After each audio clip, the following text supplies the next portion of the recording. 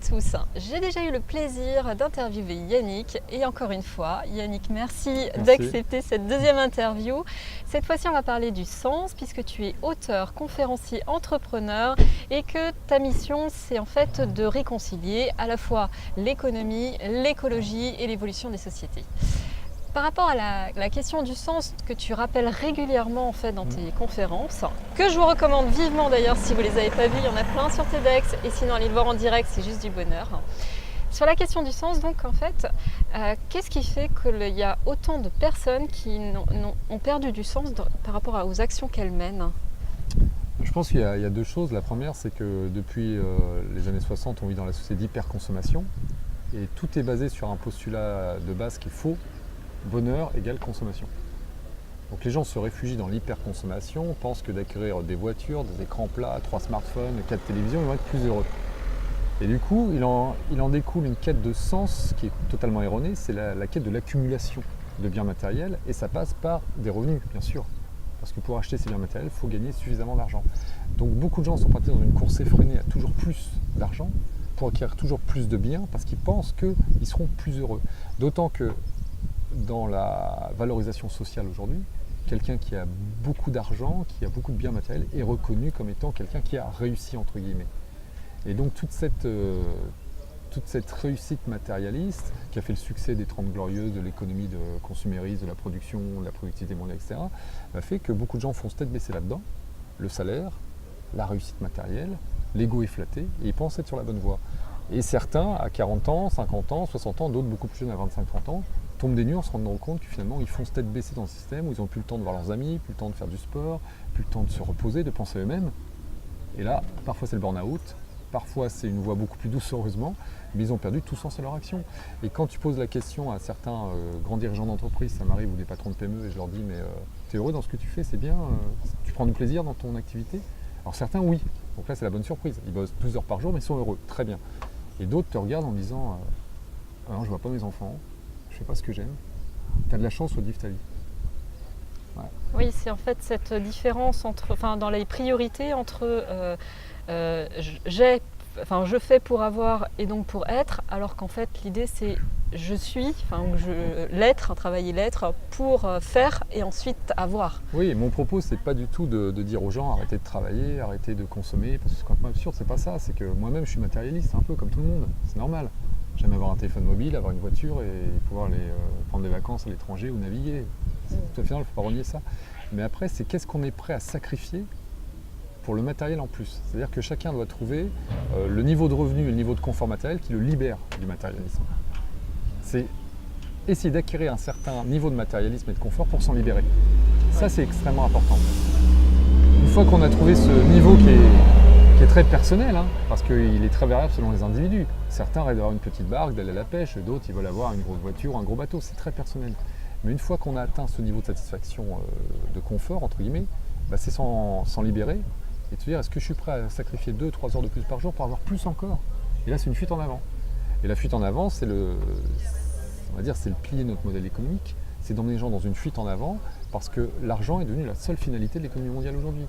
On est dans ce que Aristote appelait la crématistie, l'argent est devenu le but. Beaucoup d'entreprises ou de gens travaillent pour l'argent. Et ils ne savent même plus quelle est la mission globale de l'entreprise ou leur mission à eux sur cette terre. Donc ils sont complètement aveuglés par l'argent. Une fois encore, mon propos n'est pas de dire qu'il faut bannir l'argent de nos relations humaines. L'argent c'est qu'un fluide pour valoriser du troc, valoriser des richesses qui s'échangent. Mais il faut bien savoir que ce n'est que de l'argent. Il doit y avoir autre chose derrière. D'accord. Là, on parlait donc de cette perte de sens dans les actions. Du coup, ça a quoi comme conséquence et vers quoi on se dirige ? Moi, je suis convaincu que la société d'hyperconsommation touche à sa fin, la crématistie touche à sa fin. On aura sûrement une grande crise financière dans les prochains mois ou dans les prochaines années. Donc ça va remettre les pendules à l'heure, ça va faire mal. Et derrière ça, qu'est-ce qui se passe ? Derrière ça, les individus vont découvrir que le sens de la vie, c'est pas de foncer tête baissée dans un but qui est uniquement financier, c'est de vivre. Oikonomia en grec, le mot économie, oikonomia, c'est-à-dire la gestion des ressources, la gestion de la maison. C'est pas gagner de l'argent. Donc c'est comment on va gérer sa vie avec les autres.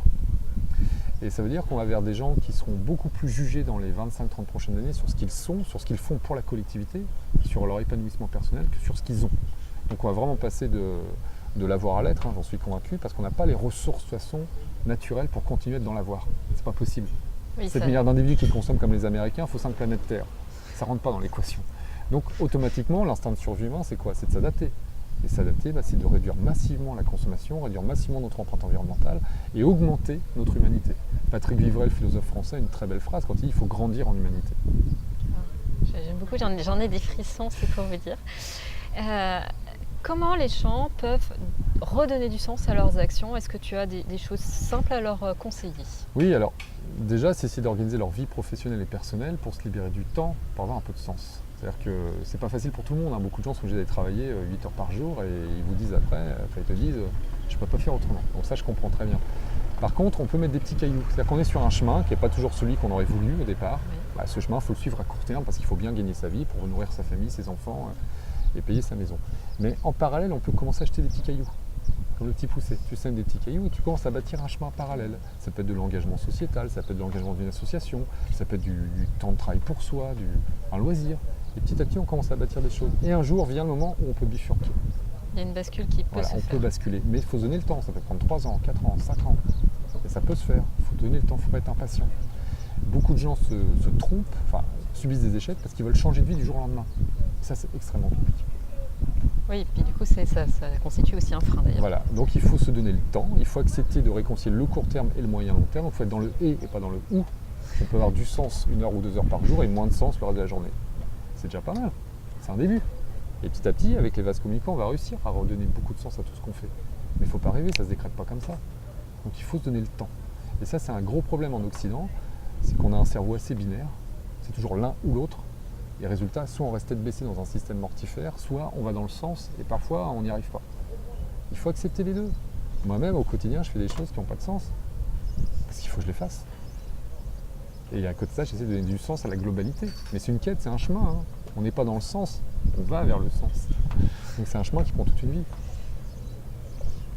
Quand tu es face à des dirigeants, là pour eux, c'est quoi donner du sens à ce qu'ils font? Alors il y a beaucoup de dirigeants qui ont pris conscience ces dernières années, et de plus en plus, que le but de l'entreprise, c'est pas que de produire de la richesse financière.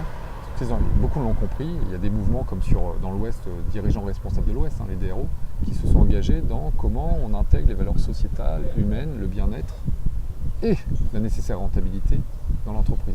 Parce qu'une entreprise qui ne serait pas rentable, c'est une entreprise qui va fermer la porte. Et on va licencier combien? 500 personnes, 1000 personnes, 1000 personnes. Donc il faut qu'elle soit rentable. Mais ils ont compris que la rentabilité n'est que la juste sanction d'une démarche. Une démarche, c'est dire comment mes collaborateurs peuvent être épanouis, se sentir bien et donc ils seront plus productifs.